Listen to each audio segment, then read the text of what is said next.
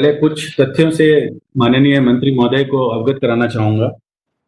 राजस्थान से हैंडीक्राफ्ट एक अपनी अलग पहचान रखता था। सदियों पहले हमारे यहाँ पे नाथद्वारा और किशनगढ़ की चित्रकारी जो थी वो बहुत ज़्यादा लोगों ने पसंद करी। हमारे यहाँ की स्थापित कला जो है वो भी करी गई। हम लोग अभी करीब 10,000 करोड़ का निर्यात राजस्थान से करते हैं, जो कि संपूर्ण भारत का लगभग 1/3 है। राजस्थान में कृषि क्षेत्र के बाद हम सबसे बड़े रोजगार देने वाले उद्योग हैंडीक्राफ्ट है। हमारे यहाँ पे करीब 3500 यूनिट्स जोधपुर, जयपुर, बीकानेर, सरदार शहर, चूरू वहाँ पे है। जोधपुर और जयपुर जो है हब है। इसके अलावा हम करीब 3,500 का हस्तशिल्प उत्पाद जो है वो भारतीय मार्केट के अंदर देते हैं। हम लोग हर एक यूनिट अपने आप में ही एक स्किल डेवलपमेंट का साधन है, जहाँ पे हम लोग कारीगरों को तैयार करते हैं। और कारीगर वो राजस्थानी नहीं अपितु यूपी, बिहार और बंगाल तक के कारीगर हमारे यहाँ पे आते हैं। हम लोग कीमती फॉरेन एक्सचेंज तो बहुत ज़्यादा अर्न करते ही हैं। उसके अलावा हम लोग हमारा जो कल्चर है राजस्थान का उसको भी जीवित रखे हैं। हम लोग सिर्फ हैंड टूल्स यूज करते हैं। हम लोग जो मशीन्स अगर यूज करते हैं तो वो सिर्फ प्लेनिंग के लिए, बेंडिंग के लिए है, लेकिन हमारी फिनिशिंग, हमारा स्ट्रक्चर देने का जो है वो सारा का सारा काम हम हैंड टूल से करते हैं। लेकिन कोविड की जो महामारी है उसने जिस तरह से हमारे इस जो बिजनेस है, हमारा जो सेक्टर है, उसको पूरी तरह से हिला दिया है। हमारे यहाँ पे अभी काफ़ी सारे इश्यूज हम लोग फेस कर रहे हैं। हम लोगों ने एमओएच के गाइडलाइन के अनुसार 99% फैक्ट्रीज ने कामगारों का पूरा भरण पोषण किया, उनको एडवाइस जो वेतन था वो दिया। अभी कंटेनर फ्रेट बहुत ज़्यादा बढ़ गया है, कंटेनर्स की अवेलेबिलिटी कम हो गई है। जो हमारे 250 से 300 कंटेनर जाते थे, आज की तारीख में मात्र 30 से 40 कंटेनर ही जा रहे हैं। रॉ मटेरियल की हमें एक्यूट शॉर्टेज है। एमईआईएस की स्कीम के अंदर जो हमें सरकार की तरफ से सहयोग मिल रहा था वो सहयोग कम हो गया है।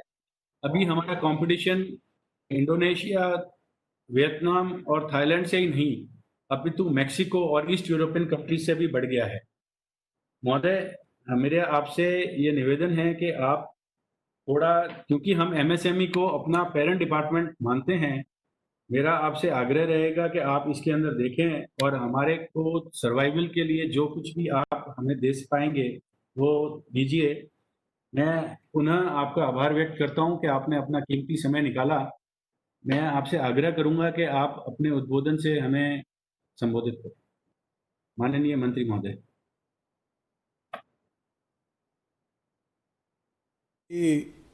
सम्मान्य अतिथिगण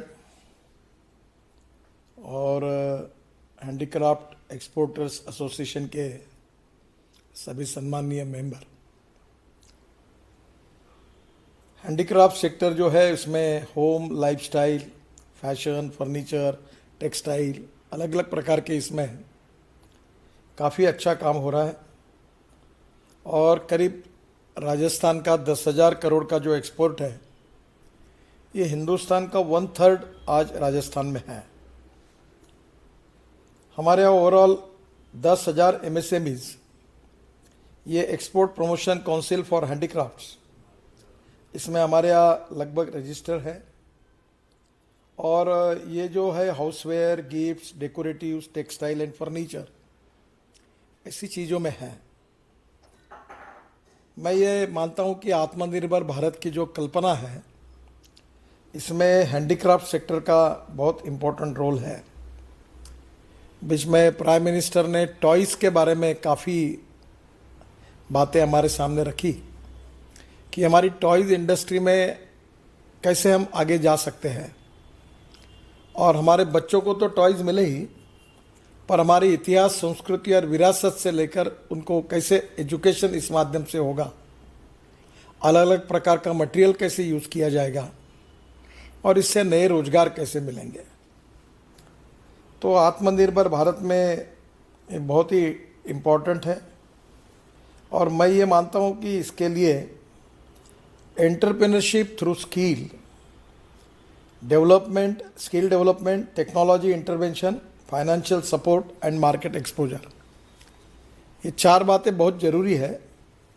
मैं आपको एक बार जोधपुर आया था तो मैंने 2 बातें सजेस्ट की थी कि आपकी एसोसिएशन मिलकर कोई ऐसी कंपनी तैयार करे कि आप जोधपुर के रेलवे के बाजू में कोई ड्राई पोर्ट तैयार करें।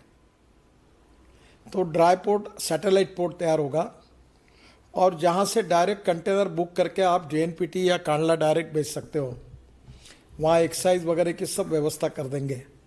तो मैं इसमें आपको MSME मिनिस्ट्री के नाते पूरी मदद करने के लिए तैयार हूँ। तो आपका पूरा बुकिंग अगर जोधपुर से ही हो जाएगा, रेलवे के बाजू में एक 30-40 एकड़ जगह ले लो, 25 एकड़ रेलवे साइडिंग होगी और वहीं आपका माल उतरते जाएगा, खाली कंटेनर भरते जाएंगे और माल जाता जाएगा। तो इस प्रकार का आप तो मुझे ये वायबल है। अगर आप प्राइवेट में करोगे तो भी इस प्रकार का सैटेलाइट पोर्ट, ड्राई पोर्ट वहाँ खुल सकता है और वहाँ से रेलवे से कॉन्कॉर्ड वगैरह जैसी कंपनी है उनके साथ आप जॉइंट वेंचर भी कर सकते हैं और वहीं से डायरेक्ट आपके कंटेनर पोर्ट पे जाएंगे तो आपको आसानी होगी। एक इम्पॉर्टेंट चीज़ जो है कि एक्सपोर्ट ऑफ हैंडीक्राफ्ट जो होगा 19-20 को जो था वो करीब 25,270.14 करोड़ था। इसमें अभी थोड़ा सा नेगेटिव ग्रोथ है क्योंकि रूपी टर्म्स में भी हमारा एक्सपोर्ट जो होगा अप्रैल अगस्त 2021 से रजिस्टर्ड, तो इसमें इस बार थोड़ा सा हम लोग पीछे जा रहे हैं क्योंकि कोविड के कारण आप सब लोग अड़चने और समस्याओं का सामना भी कर रहे हैं। द ट्रेडिशनल मार्केट जो था वो USA और यूरोप में था, वो टूटर इसमें एक्सपोर्ट ही हमारा इस सब देशों में होता था।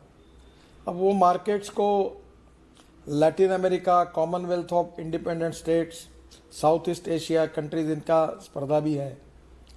और राजस्थान ये ऐसा एक राज्य है कि जो हैंडीक्राफ्ट्स एक्सपोर्टिंग में कंट्री को बहुत बड़ा कंट्रीब्यूट करता है। जैसे आपने कहा कि 30% of the total export of handicrafts is from Rajasthan.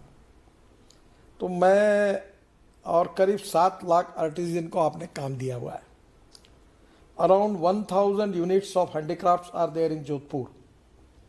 और इसलिए मैं आपको एक सुझाव दूंगा कि ये जो अराउंड 1000 यूनिट जो हैंडीक्राफ्ट्स के ऐसे जोधपुर में जो क्राफ्ट बीइंग ये जो वुडन वर्क है, मजूरी, डाबू, बंडाज, pearl work, bone work, musical instruments, wrought iron work, ये पंजादुरी वीविंग, पट्टू weaving, terracotta and pottery and utensil making, ये एक्सपोर्ट जो है ये करीब 4400 करोड़ का 19-20 में हुआ था। तो मैं आपको एक सुझाव देता हूँ कि मैं आपको एक टेक्नोलॉजी सेंटर देने के लिए तैयार हूँ। आप जो ये लाइन तैयार की है इसके बारे में आप एक टेक्नोलॉजी सेंटर जोधपुर में करिए जिसमें प्रोडक्ट डिजाइनिंग और क्वालिटी इंप्रूवमेंट और कॉस्ट रिडक्शन, 3 बातों पर अगर आप काम करेंगे तो इस प्रकार का एक डिजाइनिंग सेंटर हो सकता है। मेरे को इसकी जानकारी कम होने के कारण आप दिल्ली आइए और जोधपुर में ड्राई पोर्ट जो आपको एक्सपोर्ट की फैसिलिटी जोधपुर में अवेलेबल होगी उसके लिए मैं पूरी मदद करूंगा। और मैं आवश्यकता होगी तो कांडला या मंत्री जी से भी बात करके बुलाऊंगा और उसमें आपके यहाँ मीटिंग करा के उनको कहूँगा कि जोधपुर में एक ड्राई पोर्ट खोलिए। इसमें आपका बहुत बड़ा फ़ायदा होगा जो एक्सपोर्ट करने के लिए है। तो दूसरा, एक डिज़ाइनिंग के लिए प्रोडक्ट डिज़ाइनिंग, क्वालिटी बढ़ाना, कॉस्ट को कम करने में इसमें किस प्रकार का technology upgradation, skill development, cost effective और इंटरनेशनल मार्केट के रिक्वायरमेंट से डिज़ाइनिंग, इन बातों में जो मैंने आपको जितनी कला आपके यहाँ चल रही है उसके टेक्नोलॉजी सेंटर की लिए मुझे कोई अच्छा कंसल्टेंट बताइए। मैं उसके लिए 20-25 करोड़ रुपए खर्चा देने के लिए तैयार हूँ आप एक काम करिए कि आपका स्टेट गवर्नमेंट से एक प्रस्ताव भी मुझे दीजिए, केवल लैंड वो मुझे दे जोधपुर में, और बिल्डिंग देंगे तो अच्छा है, लैंड और बिल्डिंग दे, बाकी पूरा सेंटर मैं खड़ा कर दूंगा। आप गहलोत साहब को मेरा नाम बताकर तुरंत प्रपोजल उनको दीजिए और मेरे पास भेज दीजिए। मैं पूरी मशीन्स वहाँ दूंगा जहाँ स्किल्ड मैन पावर भी ट्रेन होगी, रिसर्च भी होगा, और उसके कारण आपका मार्केट शेयर एकदम बढ़ेगा। समय के साथ मुझे नहीं मालूम, पर इलेक्ट्रॉनिक्स का भी उपयोग कैसे हो सकता है, अलग अलग टेक्नोलॉजी का उपयोग करके हमारे प्रोडक्ट के डिज़ाइंस कैसे कर सकते हैं, ये भी करिए। अगर आपको लगता होगा तो कोई आईआईटी ऐसी जोधपुर में है या इंजीनियरिंग कॉलेज है कि जिसके पास जोधपुर में ये गवर्नमेंट का होगा तो अच्छा है, पर वो अगर बोलता है तो उनके पास 2-4-5 एकड़ जगह होगी, तो उन्हीं को बोल दो कि भाई आप ये टेक्नोलॉजी सेंटर यहाँ डालो। अगर जोधपुर का इंजीनियरिंग कॉलेज अच्छा होगा तो वहाँ के लेक्चरर्स वो भी कंट्रीब्यूट कर पाएंगे और आपके इंडस्ट्री को मदद करेंगे।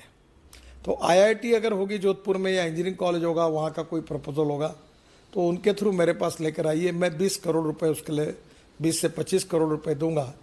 अगर लैंड उनकी होगी तो बिल्डिंग अगर वो बना देंगे तो अच्छा ही है, क्योंकि हमारे पॉलिसी में है। पर अगर वो नहीं बना पाएंगे तो बिल्डिंग भी बना दूंगा और सेंटर भी कर दूंगा, पर चलाने का काम आईआईटी या इंजीनियरिंग को करना पड़ेगा। तो ये होने से बहुत बड़ा फायदा होगा। मैं आपके सेक्टर को मदद करना चाहता हूँ। ये जो पीरियड है कोविड का, अभी आपने इसमें लिखा है कि आपका कंटेनर के लिए भी कॉस्ट बढ़ रही है, तो थोड़ा सा मुझे पता नहीं क्यों बढ़ रही है, क्योंकि अभी तो ऐसी कोई चीज़ नहीं, पर फिर भी कंटेनर जल्दी जाना चाहिए। आप कांडला बेचते कि जेएनपीटी बेचते मुझे पता नहीं है, या मुंद्रा बेचते हैं, पर आप एक डिटेल में आपको किस प्रकार की फैसिलिटी चाहिए और किस प्रकार से ये काम हम कर सकते हैं, ये बात मुझे बताइए। मैं निश्चित रूप से इसमें आपको पूरी मदद करूंगा, और निश्चित रूप से हैंडलूम हैंडीक्राफ्ट्स के लिए और हमारे एक्सपोर्ट के लिए, मार्केट के लिए, स्किल ट्रेनिंग के लिए और एमएसएमई डिपार्टमेंट का आपको क्या क्या फ़ायदा हो सकता है वो लेकर आप आइए। आपने जो मुझे अभी आज प्रॉब्लम्स दिए हैं वो आज ही मैं मेरे मिनिस्ट्री के पास सब भेज रहा हूँ एसोसिएशन के, और मैं कंसर्निंग डिपार्टमेंट को मैं ज़रूर इसके बारे में कहूँगा। ये allotment of raw material bank for handicrafts manufacturers at Jodhpur and Jaipur, ये मेरे समझ में नहीं आया। तो ये बैंक आप कैसी करना चाहते हैं? आप सरकार के बजाय एक बार मेरे से मदद कर लो और आप ही चलाओ। प्राइवेट वाला कोई आगे आए, मैं उसको मदद करता हूँ एमएसएमई जैसा, तो वो ज़्यादा अच्छा होगा। बाद में list of international handicraft fairs to be decided in consultation with trade association under marketing promotion scheme, आप इसमें आइए। डिज़ाइन के बारे में मैंने अभी बात की है, वो स्कीम में क्या बदल चाहिए वो भी बताइए। इसके साथ एलोकेशन लैंड जो होगी, और इसके साथ handicrafted furniture park to facilitate furniture manufacturing for the international और डोमेस्टिक मार्केट, ये आप इन सब बातों को मैं आज ही भेज रहा हूँ, और मैं इसके ऊपर अपने तरफ से पूरी कार्रवाई करूँगा। पर आप एक बार ये पूरा डिटेल लेकर, मेरे सेक्रेटरी अधिकारी मिलकर 4-5 लोग, थोड़ा सा कोविड पूरा होने से भी मैं अगले सोमवार से 15 दिन दिल्ली में ही हूँ, तो आप कभी समय लेकर आइए और मैं आपकी पूरी चर्चा करूँगा, और ये शिपिंग मिनिस्ट्री से भी बात करूँगा, जो कंटेनर के बारे में दिक्कत है वो भी दूर करूँगा। और पूरी तरह इस समय सरकार आपके साथ है। कोविड-19 का ये जो संकट है, निश्चित रूप से इसमें हमारा नुकसान हुआ है, पर मेरा विश्वास है कि हमने इसके पहले इससे भी बड़े बड़े संकटों पर मात की है। यही हमारा इतिहास है। हमारी 3 बार पाकिस्तान के साथ लड़ाई हुई, 1 बार चीन के साथ हुई, बाढ़ आए, प्रलय आए, भूकंप हुए, बादल फटे, और काफ़ी आतंकवादियों का आह्वान हमने स्वीकार किया, पर सबसे हम लोग जीत होकर आगे गए हैं। जल्दी ही हमें वैक्सीन मिलेगा, हम इससे निश्चित रूप से हमारी जीत होगी। But we need to understand art of living with कोविड-19। कोविड-19 के साथ जीने की एक जीवन पद्धति भी हमको विकसित करनी होगी। 100% हम कोविड की भी लड़ाई जीतेंगे, और उसके साथ साथ हम लोग आर्थिक लड़ाई भी जीतेंगे। एक्सपोर्ट को बढ़ाएंगे, रोजगार का निर्माण करेंगे, और निश्चित रूप से राजस्थान में ये पोटेंशियल है। भारत सरकार आपके साथ है। मैं इस सब नए इनिशिएटिव के लिए आपकी मदद करूंगा। आईआईटी और इंजीनियरिंग कॉलेज का टेक्नोलॉजी सेंटर का प्रपोजल आप जहाँ से भी हो आप लेके आइए। वहाँ की आईआईटी और इंजीनियरिंग कॉलेज आपके सहयोग से प्रोडक्ट डिज़ाइनिंग से लेकर सब कामों में आपको मदद करेगी और मैं उनको 20 से 25 करोड़ रुपए ग्रांट एड भी दूंगा ताकि आपकी स्किल मैन पावर भी वो तैयार करेंगे। तो फिर से एक बार मैं इसमें आपको पूरे सहयोग का विश्वास देता हूँ और आपको मैं सपोर्ट करूँगा, ये भी वचन देता हूँ। मेरे खुद का भी व्यक्तिगत रुचि का विषय है हैंडलूम, हैंडीक्राफ्ट। थोड़ा बाम्बू में आजकल बहुत काम हो रहा है। बाम्बू हमारे लिए बहुत उपयोगी है, उसका भी कुछ उपयोग कर सकते क्या आप ज़रूर देखिए। मेरे आप सबको बहुत बहुत बधाई, धन्यवाद और नमस्कार।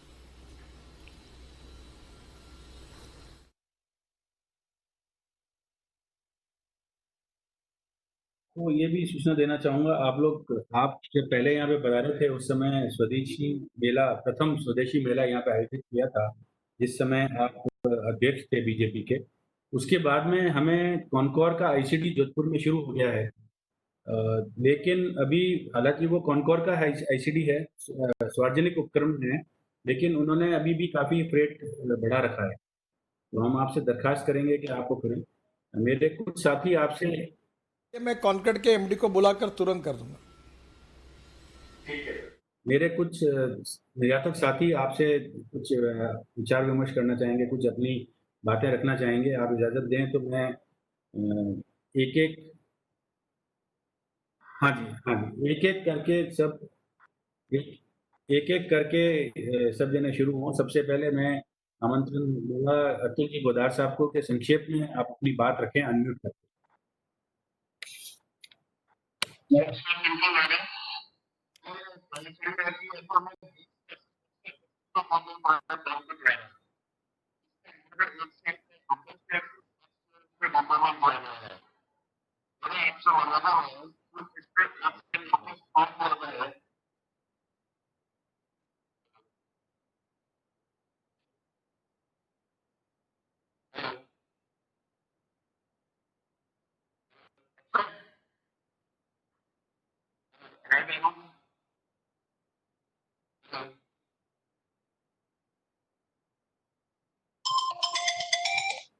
भरत जी, पोद्दार जी की आवाज नहीं आ रही है, तो कोई दूसरा ले लें।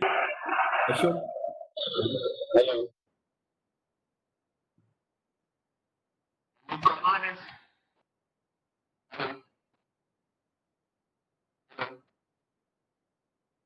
अशोक भाई साहब,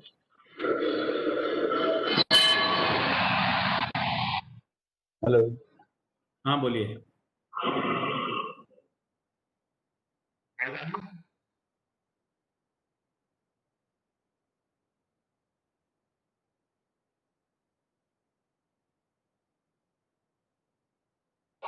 हाँ, आप बोलना चाहेंगे, बाकी सबको अनम्यूट कर दें। हंसराज जी भाई। हेलो, हाँ अशोक बोल रहा हूँ। हेलो, हाँ बोलिए। अशोक भाई से बोल रहा हूँ। मंत्री महोदय नमस्कार। मेरा एक निवेदन है। जोधपुर में लकड़ी का हैंडीक्राफ्ट का कार्य तो होता ही है, इसके साथ में वर्तमान के अंदर लोहे के फर्नीचर का कार्य भी काफी हैंडीक्राफ्ट के अंदर जुड़ा है। और लोहे के लिए जो मशीनें परचेज की जाती है वो सारी इंपोर्टेड मशीनें हैं।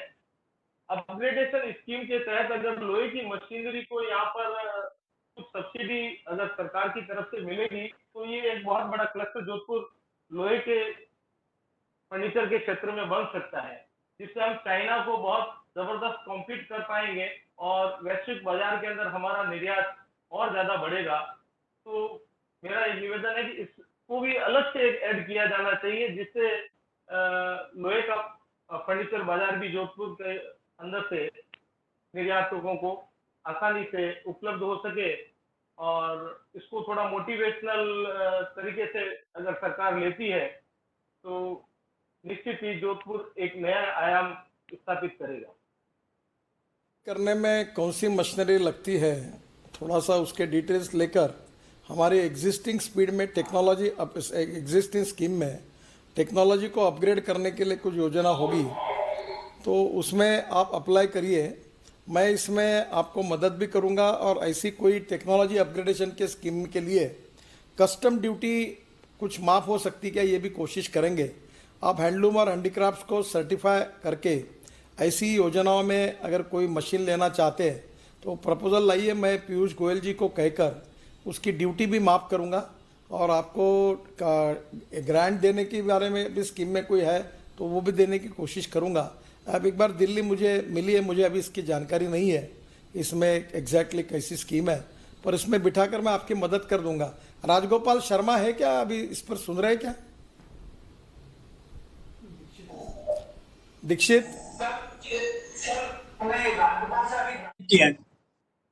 ऑफिस में है सर, मैं उनको बोलता हूँ। ऐसे एसोसिएशन के समय आप रहते जाइए बोलना उसमें। आप जरा क्यों दीक्षित, अपने यहाँ कोई स्कीम है क्या ऐसी जिसमें फायदा इनको इंपोर्ट करने वाले मशीनरी के लिए इसका फायदा मिल सकता है टेक्नोलॉजी अपग्रेडेशन के लिए? अपग्रेडेशन के लिए एक स्कीम है CLCSS, बट वो इंपोर्ट करने के लिए कोई भी टेक्नोलॉजी अपग्रेडेशन करते हैं तो 1 करोड़ तक का उसमें स्कीम में मिल सकता है सर। एक बार आप जो अभी सज्जन बात कर रहे थे, दिल्ली आइए, मैं आपको मदद करूंगा, इसमें कैसी हो सकती है वो मदद करूंगा।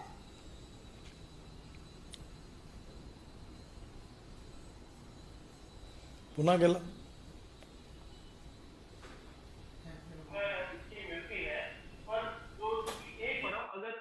आयरन का वर्क भी करना चाहती है तो उसकी भी मशीनरी की लागत बहुत ज्यादा है और वो मशीनरी आयरन मशीनरी से ज्यादा की काम करें।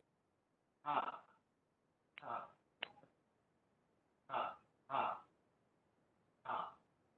उनको टेक्नोलॉजी अपग्रेडेशन के बाद कुछ अगर नया प्रोडक्ट तैयार करना है तो मशीनरी अगर देश में मिलती नहीं, इंपोर्ट करनी है तो उसके लिए हम स्कीम बनाने के लिए तैयार हैं। अगर होगी तो उस स्कीम में आपको सपोर्ट करेंगे, नहीं है तो स्कीम बनाएंगे और आपको सपोर्ट करेंगे। ओनली फॉर एक्सपोर्टर, जिनका एक्सपोर्ट का कुछ ना कुछ काम है उन्हीं को इसका फायदा देंगे और जरूर करेंगे। आप आइए मेरे पास, मैं मदद करूंगा।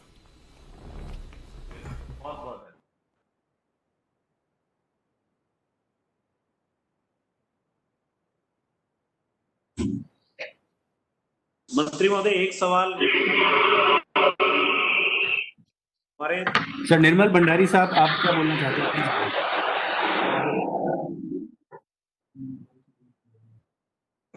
नमस्कार।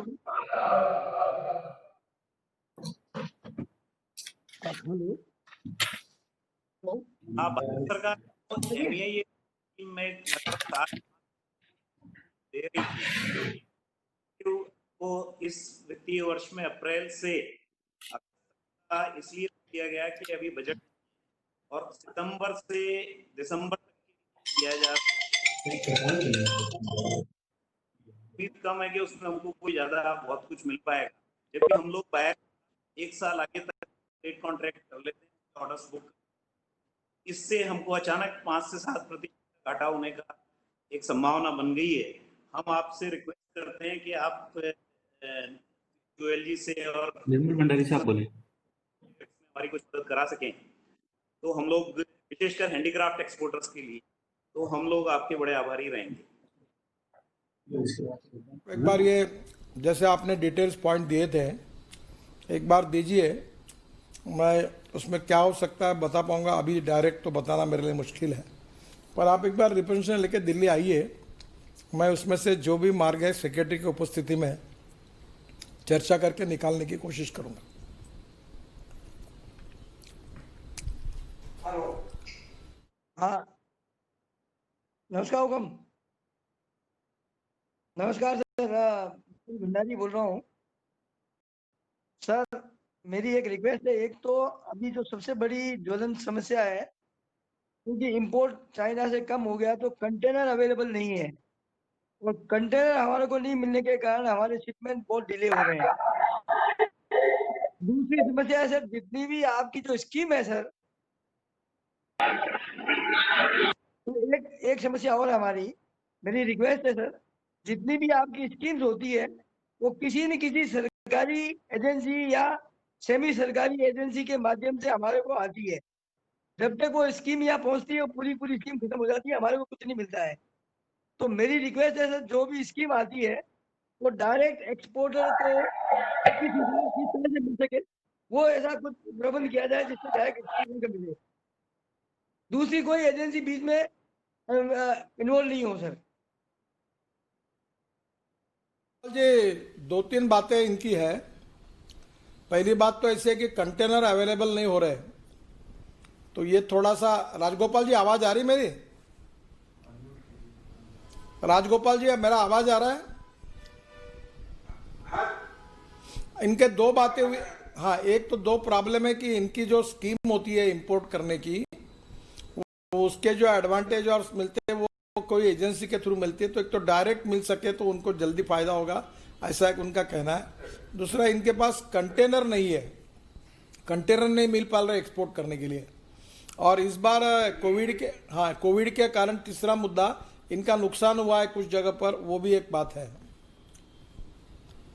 ये कंटेनर प्रॉब्लम सर पूरे देश में होगी। एक्चुअली शिपिंग फ्रेट भी बहुत ज्यादा बढ़ गया है और इम्बैलेंस की वजह से कंटेनर गलत जगह पड़े हैं। वो कॉनकॉर्ड से भी मेरी बात हुई थी इन बिटवीन, और भी कहीं औरंगाबाद में भी कंटेनर की प्रॉब्लम थी, तो अभी वो रीलोकेट कर रहे हैं सर। ये 5-10 दिन में कंटेनर अवेलेबिलिटी इंप्रूव हो जाएगी। कंटेनर कॉन्कॉर्ड का जोधपुर में सेंटर है, वो ठीक से चलने जरा कॉन्कॉर्ड के एमडी से बात करो, इनकी कुछ समस्या है। हाँ, और कॉन्कॉर्ड के एमडी को बोलो कि यहाँ से पूरी फैसिलिटी करके इनका उपयोग कैसे हो जाए। Yes sir. Yes sir.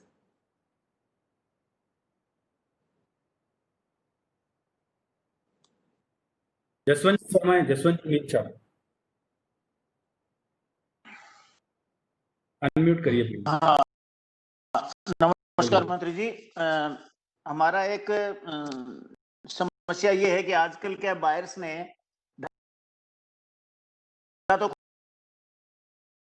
90 दिन के उधार पे माल मांग रहे हैं सारे के सारे। तो हमारे लिए एक रिस्क फैक्टर ये बढ़ गया है कि जैसे मान लीजिए वो कहीं डिफॉल्टर हो जावे, या मान लीजिए कोविड वहां ज्यादा एग्रेसिव हो जावे, और तो इसके लिए कोई हमारी एक स्कीम होती है, ईसीजीसी में कवर होता है, ये एक तरह की एक्सपोर्ट गारंटी होती है।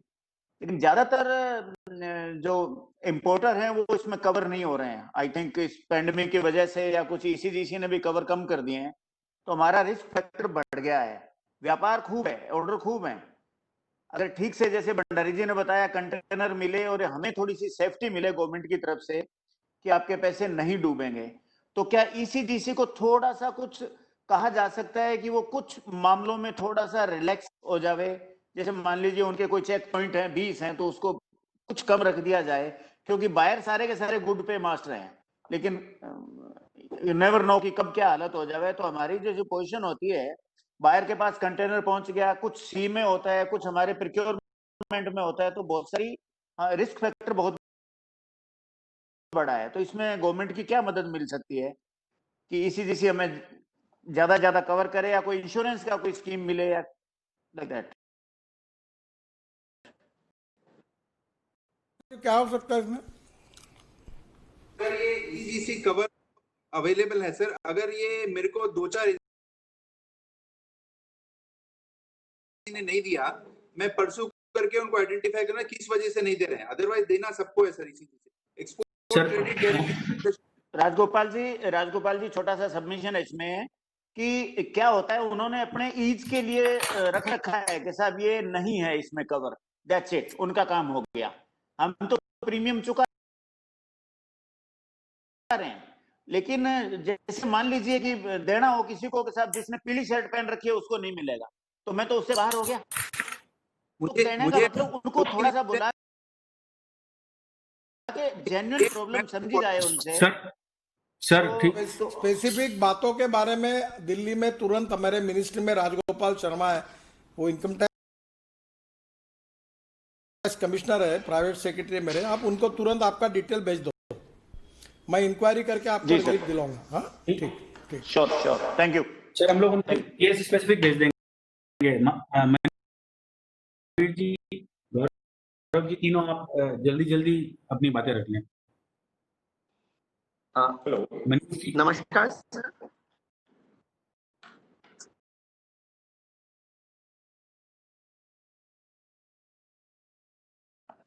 thank you for listening us just one thing I wanted to put out being an MSME sir we are the largest employment provider in the country but still we are not taxed equally the corporate जो हम लोग हम सब लोग partnership companies हैं proprietorship companies हैं sir तो हम लोगों को सबसे ज्यादा हाईएस्ट टैक्स स्लैब में क्यों रखा गया है हम लोगों को कॉर्पोरेट जो टैक्स उनको चार्ज करा जा रहा है तो हमारी रिक्वेस्ट है सर हमारे को भी इनकम टैक्स वही चार्ज करा जाए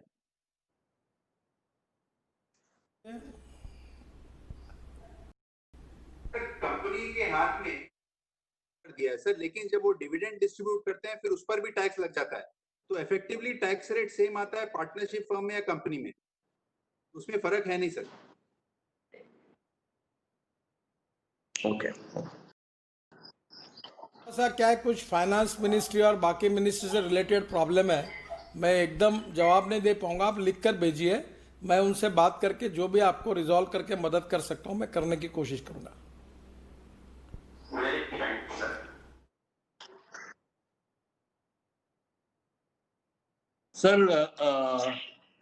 सर ये जो इंसेंटिव्स है, इंसेंटिव्स हम लोगों को फर्स्ट अप्रैल से लेके एंड ऑफ द अगस्त तक का एक तो ये MEIS वगैरह नहीं मिल रहा and we requested to you ये MEIS तो कंटिन्यू रखा जाए, जिससे हम लोगों को एक ट्रेड के अंदर रेट्स रीजनेबल रेट्स देने के लिए सपोर्ट मिल सके।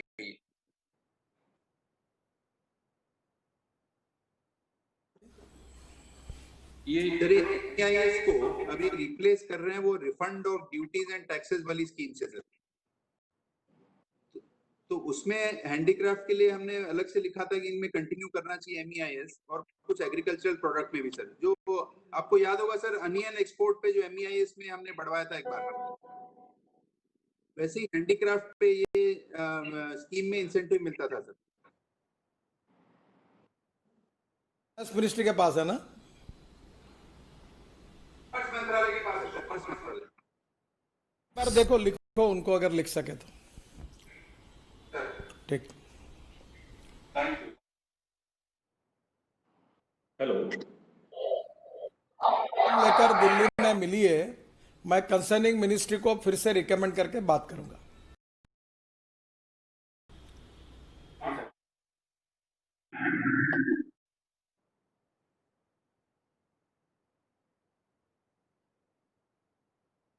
खत्म हो गए नवनीत जी, और कोई अगर आप करना चाहें तो जल्दी करें, फिर खत्म कर लिए। हाँ मैं अशोक भाई। गिरीश जी कुछ बोलना चाहते हैं? गिरीश जी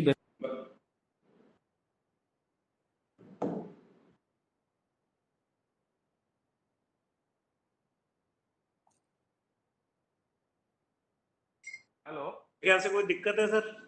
नहीं मंत्री जी, हेलो आवाज आ रही है? हाँ आ रही है, आ रही है। हाँ मंत्री जी को नमस्कार। मैं हैंडीक्राफ्ट एक्सपोर्टर की तरफ से जो हमारा मेजर एक्सपोर्ट है सारा लैंड लॉक ये कंट्री जो एरिया है वहां से है, तो जो इनलैंड कंटेनर का जो फ्रेट है जो कॉनकोर ने बहुत ज्यादा किया हुआ है, कई बार तो ऐसा होता है कि इनलैंड जो फ्रेट है वो ज्यादा है, ओशियन फ्रेट कम है ये अभी।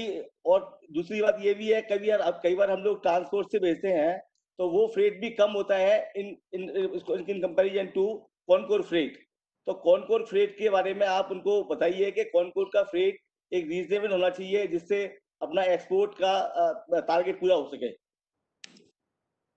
स्टडी करके नोट भेजिए मुझे कि कॉनकॉर्ड कैसे ज्यादा आया, तो मैं फिर उसके आधार पर उनसे बात करूंगा। जी सर। हेलो भरत जी,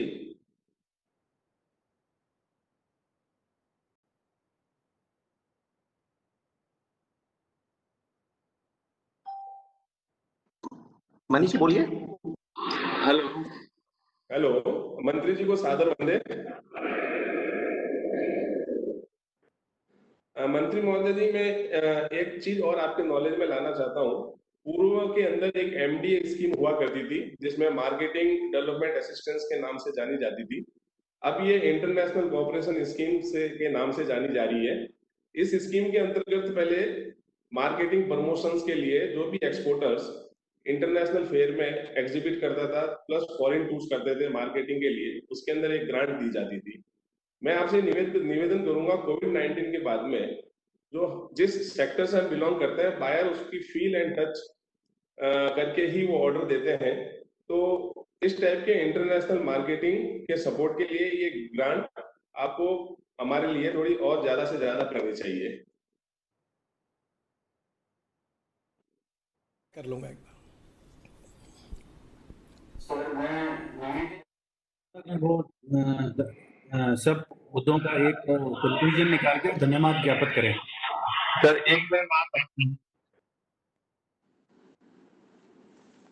माननीय मंत्री जी को एक बार फिर से नमस्कार। राजस्थान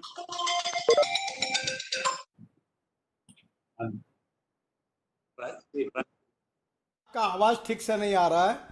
आप कुछ समस्या होगी तो लेकर दिल्ली आइए। थोड़ा सा ये कोविड का पीरियड है, 15-20 दिन छोड़कर बाद में आ जाना। मैं खुद अपने सेक्रेटरी के साथ बैठकर जो भी सहयोग है मैं आपको पूरा करूंगा। मैं आपके पूरे साथ में हूँ हमारा एक्सपोर्ट बढ़ाने में और हमारी स्किल मैन पावर को बढ़ाने में, और निश्चित रूप से जोधपुर के लोगों को जो भी प्रॉब्लम है मैं पूरी मदद करूंगा। नमस्कार। Thank you. Thank you. Thank you. कर लो।